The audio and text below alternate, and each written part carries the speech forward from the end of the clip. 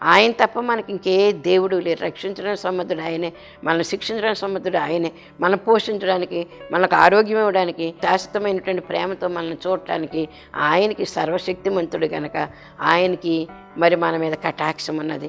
అందుకే మనకి చుట్టూనున్నటువంటి మన ప్రజల మధ్యన మనము దేవుని బిడ్డలుగా ఏర్పాటై ఉన్నాము. మనము వాళ్ళ దేవుని బిడ్డలరా అంటారు, ఈ ఇరుగు పొరుగుటువంటి వారు, అన్యులైనటువంటి వారు.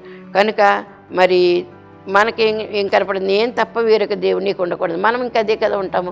దేవుడిని మనము ఎప్పుడైతే అంగీకరించిన నాడు మొదలు నేటి వరకు కూడా మనం ఎలాగుంటున్నామంటే ప్రభువే తప్ప ఇంకెవరూ ఉండరు. మనకి ఇంకా ఏ దేవుడు ఏ దేవత కూడా మన దగ్గర ఉండదు. కనుక మనం ప్రత్యేకించబడినటువంటి వారమై ఉన్నాం.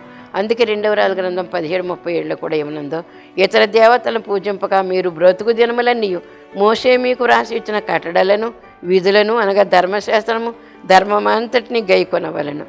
నేను మీతో చేసిన నిబంధనలు మరువకయు ఇతర దేవతలను పూజింపకయు ఉండవలని అని చెప్పినటువంటి మాట.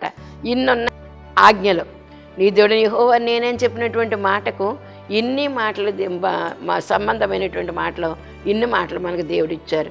అందుకే ఇర్మియా గ్రంథంలో మనం చూసినట్లయితే 25:6 మీ చేతి పనుల వలన నాకు కోపం పుట్టించకూడదు అని చెప్తున్నాడు దేవుడు. ఎందుకంటే వింటానే ఉంటున్నాము, చేస్తూనే ఉంటున్నాము, నా దేవుడు యేసుప్రభు అంటున్నాం. కానీ చేతి పనుల వల్ల మనకి కష్టం కలిగిస్తూ ఉన్నామంట దేవుడికి.